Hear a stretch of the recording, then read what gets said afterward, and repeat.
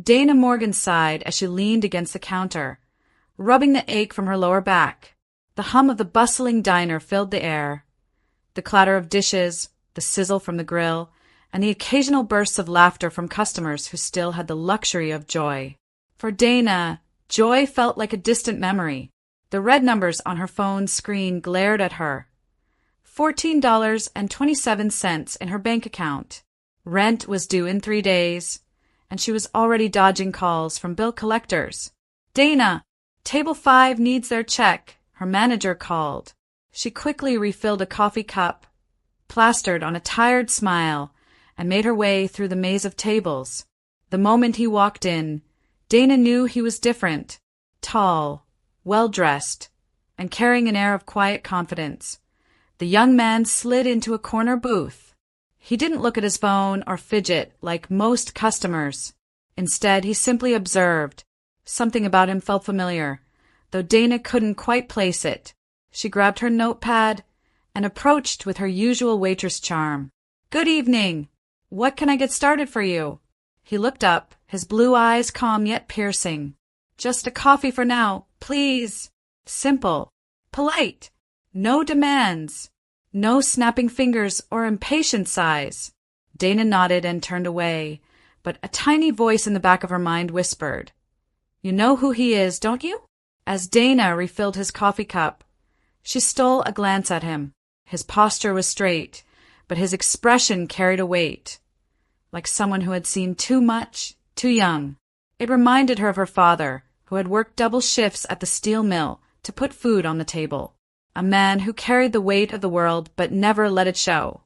She knew that look, and yet Barron Trump, because by now she was sure it was him, sat quietly, not expecting special treatment, not demanding attention. Just another customer in a small-town diner. When Dana returned with his check, she placed it gently on the table. "Take your time," she said, already turning to leave. But he spoke. "Thank you for your kindness." Something in his voice stopped her. It wasn't the usual half-hearted politeness. It was genuine.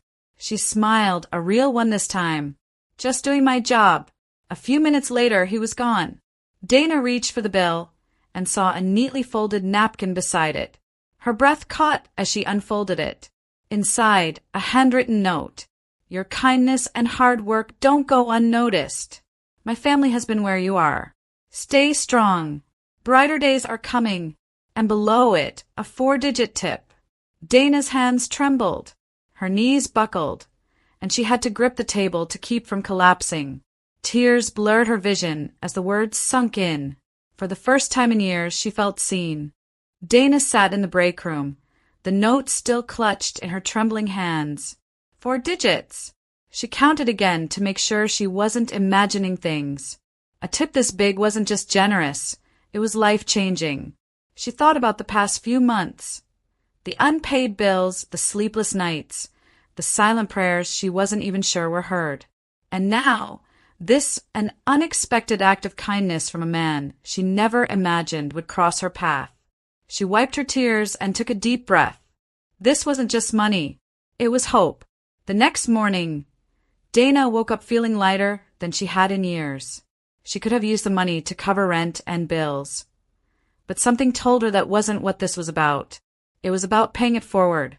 So, she walked into the local grocery store, picked up bags of fresh produce, bread and canned goods, and drove straight to the community shelter. The volunteers looked surprised when she walked in with arms full of groceries. I just wanted to help," she said, feeling awkward. An elderly woman smiled warmly. "Bless your heart, dear. We could use all the help we can get." Dana spent the next few hours sorting food, serving meals, and listening to people's stories. For the first time in a long time, she felt useful beyond just waiting tables. She wasn't just surviving. She was making a difference. Days passed, but the note and the kindness behind it lingered in Dana's heart.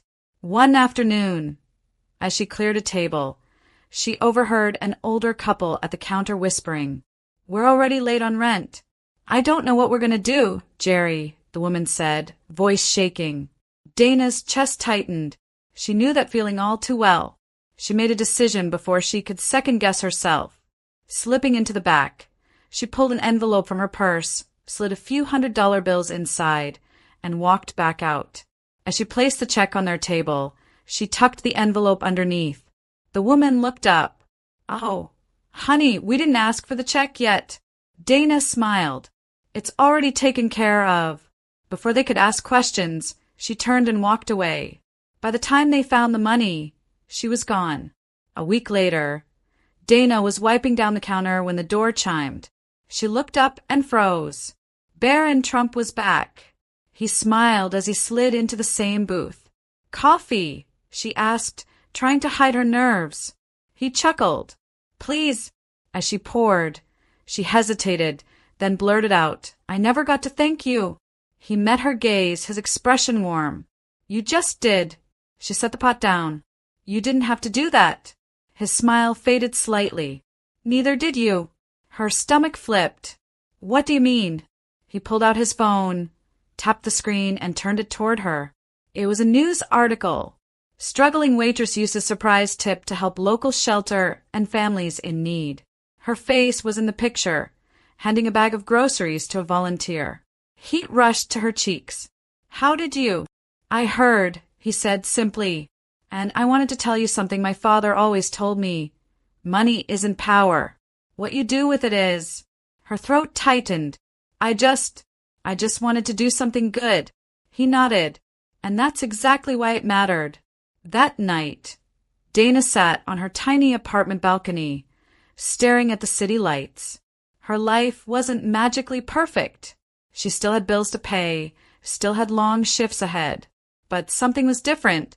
For the first time in years, she wasn't just waiting for something to change. She was becoming the change. And maybe, just maybe, brighter days really were coming.